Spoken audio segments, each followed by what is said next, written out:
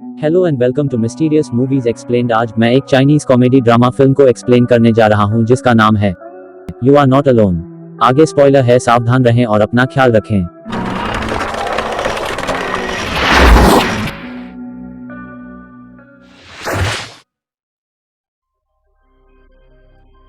जिवेई एक 27 वर्षीय व्यक्ति है जो कभी किसी रिलेशनशिप में नहीं रहा। वह व्यवहारिक रूप से काम पर रहता है क्योंकि प्रेमिका बिना घर में घर आना भयानक है। इसके अलावा उसका कोई परिवार, रिश्तेदार या दोस्त नहीं है जो उसके जीवन को बहुत बोरिंग बना देता है। अपने 28वें जन्मदिन से पहले की सुबह जिवेई का बॉस उसे ऑफिस में बुलाता है और उसे नौकरी से निकाल देता है। उसका कारण यह है कि जिवेई का दुखद जीवन अन्य कर्मचारियों को दुखी करता है और उनकी प्रोडक्टिविटी कम हो जाती है। जिवेई ने उसे रिकंसाइडर करने के लिए कहा क्योंकि वो अपने जन्मदिन पर दुखी नहीं होना चाहता, लेकिन बॉस का कहना है कि 27 साल की उम्र में बेरोजगार होना 28 साल की उम्र में बेरोजगार होने से बेहतर है। शाम को जिवेई एक बार में शराब पीने जाता है। उसके दोनों और कपल्स एंजॉय कर रहे थे। वे एक साथ समय बिताते हैं जबकि जिवेई एक बारटेंडर से अपने जीवन के बारे में शिकायत करता है। अचानक लुटेरों का एक समूह घुस आता है और सभी को बंदूक की नोक पर पकड़ लेता है। वे लोगों को अपने करीबियों को बुलाने का आदेश देते हैं और फिरौती मांगते हैं। जब दूसरा व्यक्ति पैसे देगा तभी उन्हें मुक्त किया जाएगा। हर कोई तुरंत अपने माता पिता, दोस्तों, साथी या जीवन साथी को बुलाता है, लेकिन जिवेई फंस गया है। 1 घंटे बाद अंतिम व्यक्ति पैसे का भुगतान करता है और चला जाता है, लेकिन जिवेई अभी भी चालू है। आधार लुटेरे भी उसके लिए बुरा महसूस करते हैं और उसकी बात सुनते हैं ताकि वह अपनी समस्याओं के बारे में बात कर सके। डकैती किसी तरह एक थेरेपी स्टेशन में बदल जाती है क्योंकि वे जिवेई को उसकी भावनाओं से मदद करते हैं। वे बराबर उनके द्वारा एकत्र किए गए धन में से कुछ देने पर विचार करते हैं, लेकिन फिर बाहर पुलिस आ जाती है। लुटेरे जिवेई को बंदूक की नोक पर बाहर लाते हैं ताकि पता लगाया जा सके कि वह वही था जिसने पुलिस को फोन किया था। उन्हें एहसास होता है कि उन्हें जिवेई जैसे अकेले व्यक्ति पर कभी भरोसा नहीं करना चाहिए था, लेकिन अब तो बहुत देरी हो चुकी है। फॉलोइंग शूटआउट में वे सभी लुटेरे मारे गए हैं। जिवेई पुलिस वालों के पास चलने की कोशिश करता है जब वह केले के छिलके पर फिसल जाता है और अस्पताल पहुंच जाता है। उसका अकेलापन एक बार फिर एक समस्या बन जाता है जब डॉक्टर अपने अभिभावक से कोई अभिभावक न होने पर सहमति फॉर्म पर हस्ताक्षर करने के लिए कहता है। लेकिन फिर एक चमत्कार होता है और एक सुंदर लड़की अपनी प्रेमिका के रूप में आगे आती है और कागजात पर हस्ताक्षर करती है। जिवेई इलाज के बाद कुछ ही समय में ठीक हो जाता है और लड़की को धन्यवाद दिए बिना घर लौट आता है। वह अपने लिए जन्मदिन का केक तैयार करता है जैसे वह 10 साल पहले अपने माता पिता की मृत्यु के बाद से करता आ रहा है। अचानक वह दरवाजे पर एक दस्तक सुनता है और देखा अस्पताल में जो लड़की थी यह वही है। महिलाओं से बात करने की आदत न होने के कारण जिवेई उनके चेहरे पर दरवाजा बंद कर देता है। लड़की जबरदस्ती धक्का देती है और खुद को एंजल नामक एक बीमा एजेंट के रूप में पेश करता है। यह पता चला है कि उनके माता पिता मारने से पहले जिवेई के एक कार्यक्रम के लिए साइन अप किया जहां अगर वह 28 वर्ष तक प्रेमिका नहीं ढूंढ पाता है, बीमा कंपनी उसे एक प्रेमिका प्रदान करेगी। वे जानते थे कि उनके बेटे से नहीं हो पाएगा। 8 साल की उम्र से ही एंजल एक जादुई अंगूठी दिखाती है जो किसी वस्तु को लड़की में बदल सकता है। इस तरह जिवेई अपने कमरे में कोई भी वस्तु चुन सकता है और उसे अपनी प्रेमिका में बदल सकता है। वह जिवेई के बारे में पहले से ही सब कुछ जानती होगी, इसलिए उसे इम्प्रेस करने के लिए उसे ज्यादा कुछ नहीं करना पड़ेगा। वह परीक्षण के लिए अंगूठी का उपयोग भी कर सकता है और अपनी खरीदारी की पुष्टि तभी करें जब उसे अपनी पसंद की प्रेमिका मिल जाए। शाम को जिवेई अपने बाथरूम में होता है जब वह गलती से अपना साबुन गिरा देता है। यह तुरंत सोपी नाम की एक लड़की में बदल जाती है जिसे सफाई का शौक है। वह उसे नहाने में मदद करने की कोशिश करती है, लेकिन जिवेई बहुत शर्माता है। वह उसे दरवाजे से बाहर धकेलता है और सोपी एक कूड़ेदान जैसा कमरे में आता है। थोड़ी देर के बाद जिवेई जब बाथरूम से बाहर आता है और अपना कूड़ेदान जैसा कमरा को साफ सुथरी देख हैरान हो जाता है। रात में वे एक साथ सोते हैं, लेकिन सोपी गलती से उसे बिस्तर से धक्का दे देती है। वह जहां भी जाती है उसका पीछा करती है। जो कुछ भी वह छूती है उसे जुनूनी रूप से साफ करती है। जिवेई एंजल से मिलती है और शिकायत करती है कि वह एक पतली प्रेमिका को पसंद करेगा। एंजल जज करती उसे टिप्पणी के कारण, लेकिन यह बताता है कि उसे उससे छुटकारा पाने के लिए सभी साबुन का पूरा उपयोग करना पड़ेगा। उस दिन से जिवेई हर घंटे बौछार करता है। जब सोपी को शिकायत होने लगती है कि वह गंदा नहीं है, वह पड़ोस के बच्चों के साथ फुटबॉल खेलने जाता है। हालांकि वह जमीन पर ज्यादा लुढ़कता है जितना कि वह खेलता है। वह काम करता है। मैच के बाद सोपी उसे साफ करने के लिए इतनी उत्सुक है कि वह जोर देती है। सार्वजनिक स्नान कक्ष में जाने पर जहां अन्य सभी खिलाड़ी भी मौजूद होते हैं, जहां वह जिवेई को साबुन से झाग देती है, वहीं दूसरों को लगता है कि वे कुछ और ही कर रहे हैं। जिवेई आता है। थोड़ी देर बाद और अधिक वजन वाली प्रेमिका होने के लिए एक लड़का उसका मजाक उड़ाता है। अचानक सोपी शॉवर से बाहर आती है और कुछ मिनट पहले की तुलना में बिल्कुल अलग दिखती है। बार बार नहाने से उनका वजन कम हो गया है। जिवेई आखिरकार उसे एक प्रेमिका के रूप में पसंद करने लगती है और वह नहीं चाहता कि वह अब और गायब हो जाए। उसे अधिक समय तक रखने के लिए वह पूरी तरह से नहाना बंद कर देता है। 1 हफ्ते बाद वह फिर से एंजल से मिलता है और उसे अपनी समस्या के बारे में बताता है। समय के साथ सोपी उसे साफ करने के लिए निराश हो गया है, लेकिन बदबू आने पर भी वह इसकी अनुमति नहीं देता है। रात में वह देर से घर लौटता है, इस उम्मीद में कि वह पहले से ही सो रही है, लेकिन सोपी ने उसे पकड़ लिया। नए साबुन और बॉडी वॉश का गुच्छा लेके वह उस पर धोखाधड़ी का आरोप लगाती है और भाग जाती है। बाहर बारिश हो रही है, जिसके कारण वह बुलबुलों बन के गायब हो जाती है। एक दिल टूटा हुआ जिवेई फिर से एंजल के पास जाता है। वह उसे समझाती है कि अब वह एक ऐसी वस्तु चुन सकता है जिससे उसका संबंध है, साबुन के बजाय। नए सिरे से प्रेरणा के साथ जिवेई घर लौटता है और अपनी अगली गर्लफ्रेंड के रूप में अपनी सुनहरी मछली को चुनता है। यह एक खूबसूरत जापानी लड़की में बदल जाती है जो मैंड्राइन चाइनीज नहीं समझती है। वह भी उसके पास एक सुनहरी मछली की मेमोरी है, जिसका अर्थ है कि वह 7 सेकंड से अधिक समय तक चीजों को याद नहीं रख सकती है। इस वजह से वह अक्सर फ्रिज से सुशी खाने की कोशिश करती है और भूल जाती है कि जिवेई कौन है। समस्या के समाधान के लिए वह लड़की की कलाई पर अपना नाम और संबंध लिखता है ताकि वह उसे हमेशा याद रखेंगे।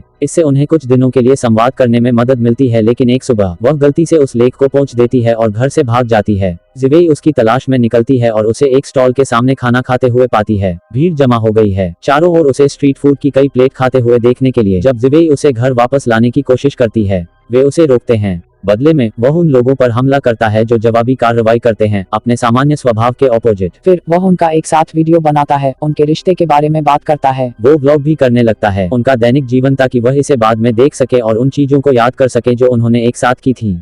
परंतु जैसे दिन बीत जाते हैं, जिवेई अपने प्रेमी के बजाय लड़की की मां बनकर थक जाता है। एक रात वह उसकी कलाई पर एक दिल खींचता है और उसे वापस सुनहरी मछली में बदल देता है। वह एंजल से मिलता है अगले दिन फिर से और उसे बताता है कि वह एक नर्म लड़की के बजाय एक तेज लड़की चाहता है। उसके लिए एकदम सही वस्तु एक चाकू होगा, इसलिए वह अपना चाकू फेंकता है जमीन पर, जो उसे एक लड़की में बदल देती है। वह वही है जो वह चाहता था और पूर्ण सुनहरी लड़की के विपरीत। जीवन में आने के ठीक बाद वह कहती है कि वह बाहर जाना चाहती है क्योंकि घर के अंदर भरा हुआ है। तीनों टहलने जाते हैं, लेकिन गुंडों के एक ग्रुप के द्वारा रोक दिया जाता है। चाकू उनसे लड़ने के लिए तेज है और अपनी तेज चाल से उनका पीछा करता है। जिवेई थोड़ा डरा हुआ है, इसलिए वह जो कुछ भी कहती है वह मान जाता है। वह उसे एक पड़ोसी शहर में ले जाती है जो उसका जन्मस्थान है। यह पता चला है कि वो अपने निर्माता से भावनात्मक रूप से जुड़ी है, जो चाकू की दुकान का मालिक था लेकिन अब मछली बेचता है। वह देखती है, वह एक और चाकू का उपयोग करता है और जब वह इसे अब तक का सबसे अच्छा चाकू कहता है तो उसे जलन होती है। एक दिल टूटा हुआ चाकू जिवेई को समझाता है कि वह उससे उतना प्यार नहीं कर सकती जितना वह उसके निर्माता से प्यार करती है। अंत में वह उसे वापस उसके पुराने संस्करण में बदल देता है और उसे मछली की दुकान के पास छोड़ देता है। थोड़ी देर बाद मालिक ने उसे बाहर देखा और उसे वापस घर ले गया। रात में जिवेई फिर से एंजल से मिलती है। वह निराश है कि उसे कोई भी लड़की पसंद नहीं है जो उसे कमीशन लेने से रोक रही है। वह सोचती है कि वह बहुत पीकी है, किसी के लिए जो प्रेमिका पाने के लिए इतना बेताब है। जिवेई बदले में बताता है कि उसके लिए लड़कियों से बात करना मुश्किल है क्योंकि कुछ साल पहले एक लड़की, जिसे उसने सोचा था कि उसकी प्रेमिका बनाने के लिए पर हाथ छूने के लिए प्रताड़ित करने का आरोप लगाया था। घर पहुंचने पर जिवेई बेतरतीब वस्तुओं को जमीन पर फेंक देता है और कई लड़कियों को यह परीक्षण करने के लिए बनाता है कि क्या वे संगत हैं। हालांकि कैक्टस का पौधा उसे चोट पहुंचाता है। कॉफी की दानें बहुत एनर्जेटिक होती हैं और रूसी गुड़िया अपनी मर्जी से ज्यादा लड़कियां बनाती है। अंत में वह अपने फोन को अपनी प्रेमिका में बदलने का फैसला करता है। चूंकि फोन जिवेई के बारे में सब कुछ जानता है, उसे विश्वास है कि उसकी अगली प्रेमिका वही होगी। यह एक परिष्कृत महिला में बदल जाती है जो बिना कुछ कहे जिवेई के दिमाग को पढ़ सकती है। जीवन में आने के ठीक बाद वह उसे उसकी पसंदीदा जगह से खाना मंगवाती है और टेबल सेट करती है। वह इसे कैसे पसंद करता है। वह जीवन में किसी भी चीज में उसकी मदद कर सकती है क्योंकि वह ही है कमरे में सबसे चतुर वस्तु। उस दोपहर वे एक रेस्टोरेंट में खाना खाने जाते हैं। जिवेई की पूर्व प्रेमिका, जिसने उसका दिल तोड़ा था, भी आती है और दूसरी टेबल पर बैठ जाती है। वह जिवेई को अपने अमीर प्रेमी के बारे में डींग मारती है जो फोन को पसंद नहीं है, इसलिए वह लड़की का फोन हैक कर लेती है और अपने सभी मौजूदा बॉयफ्रेंड को मैसेज करती है। वे कुछ ही समय में रेस्तरां में पहुंच जाते हैं और उसका रहस्य सबके सामने खुल जाता है। इशारा जिवेई को फोन के प्यार में डाल देता है। जब वे घर लौटते हैं तो वह उसे बिठाती है उसकी तरफ से और उसके होठों पर एक किस लगाया। थोड़ी देर बाद वह सो जाता है और यह पता चलता है कि फोन एक बुरी वस्तु है। वह जिवेई के जीवन को एक जीवित नरक बनाने के लिए जीवन में आई है, हमेशा उसके साथ दुर्व्यवहार करने के लिए। वह उसके साथ तब तक खेलता रहा जब तक उसकी बैटरी खत्म नहीं हो गई। उसे अंदर रखा, घंटों शौचालय, हमेशा उसे इधर उधर गिराते थे और उसके साथ दुर्व्यवहार करते थे। यह सब इसलिए है क्योंकि उसके पास ना कहने की शक्ति नहीं थी। वह उसे उसी दर्द का एहसास दिलाना चाहती है जिसका सामना उसे और अन्य इलेक्ट्रॉनिक उपकरणों को रोजाना करना पड़ता है। इसलिए वह उसकी अंगूठी चुराती है और एक वक्ता को धर्मांतरित करती है। लोगों के लिए एक पत्रिका, एक रोबोट वैक्यूम और एक फर्स्ट एड बॉक्स। वे हाथ मिलाते हैं। जिवे पर एक सर्जरी करें और उसे एक ऐसे उपकरण में बदल दें जो फोन के आदेश का पालन करेगा। जब वह उठता है तो वह मुश्किल से चल पाता है। फर्स्ट एड बॉक्स कंफर्म करता है कि वे जिवेई के दिल में एक उपकरण लगा दिया है, जिसका अर्थ है कि उसका शरीर अब उसका नहीं है। इस बीच एंजल तनाव में है क्योंकि जिवेई को कोई भी लड़की पसंद नहीं है जो उसे मिलती है। वह मैसेज काटी है। अगर उसने कोई प्रगति की है और उसे यह कहते हुए जवाब मिलता है कि वह फोन को अपने स्थायी प्रेमिका के रूप में पुष्टि करना चाहता है। संदेश के साथ उसकी और फोन की एक तस्वीर भेजती है, इसके ऊपर एक फिल्टर के साथ।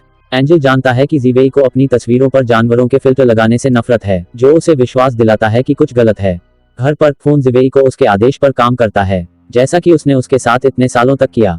जब अंधेरा हो जाता है तो वह उसे एक बड़ी भंडारण इकाई में ले आती है, अधिक वस्तुओं को खोजने के लिए जिन्हें उपयोगी मनुष्यों में बदला जा सकता है। वह एक चीजों की सेना बनाना चाहती है और पूरी दुनिया पर कब्जा करना चाहती है। जब जिवेई अकेला रह जाता है तो एंजल उसे एक तरफ खींच लेता है। सत्य को पाकर उस स्थान पर उनका पीछा किया। वह उसके साथ भागने की कोशिश करती है लेकिन फोन पकड़ लेती है। उसके प्रभाव में जिवेई ने एंजेलो पर हमला किया और उसी व्यक्ति के विरुद्ध जाता है जो उसकी सहायता करता है। आगामी पीछा में एंजल और जिवेई निकट समाप्त होते हैं, एक रेलिंग और फोन से घिरे हुए हैं। जिवेई ने एंजल को धक्का देने के अलावा कोई विकल्प नहीं छोड़ा। उसे रेलिंग से इससे जिवेई का दिल सामान्य हो जाता है। यह पता चला है कि एंजल भी आज 28 साल का हो गया है और उसने वही अंगूठी पहन रखी है। जब से उसने जिवेई को धक्का दिया वह बदल गया, एक वस्तु से एक मानव, जैसा कि फोन, साबुन और सुनहरी मछली के साथ हुआ। अब जबकि वह फोन के नियंत्रण में नहीं है, वह अपना दिमाग खो देती है। वह उन्हें चोट पहुंचाने के लिए एक डंबल भेजती है, लेकिन एंजल एक आदमी को बारबेल से हमले से बचाव के लिए बनाता है। दो वस्तुओं के बीच फॉलोइंग लड़ाई में बारबेल की जीत होती है। फिर फोन एक जापानी कटाना का उपयोग करता है जो कुछ ही समय में बारबेल को हरा देता है। प्रतिशोध में एंजल एक दाव तलवार को एक योद्धा में बदल देता है जो कटाना पर हमला करता है। वे अंत में एक गहन लड़ाई में शामिल हो जाते हैं जिसमें दोनों हथियार गायब हो जाते हैं। अब तक फोन लो पावर मोड में है। जिवे ने नोटिस किया कि यह एक कॉर्ड के माध्यम से चार्ज हो रहा है और इसे अनप्लग कर देता है, फोन को एक वास्तविक फोन में बदल देता है और लड़ाई जीत जाता है। अंतिम दृश्य में जिवेई और एंजल छत पर हैं और पूरे शहर को देख रहे हैं। वे अपनी अंगूठियां उतारते हैं, यह तय करते हुए कि वे हैं व्यवहारिक होने के लिए बहुत खतरनाक। जिवेई ने एंजल को अपनी प्रेमिका बनने के लिए कहा और जैसे ही वे हाथ पकड़ते हैं फिल्म खत्म हो जाती है। इस तरह के और वीडियो के लिए सब्सक्राइब करें, नोटिफिकेशन ऑन करें और चैनल की मदद करने के लिए लाइक करें। Thanks for watching. Hope to see you in my next video. Bye bye.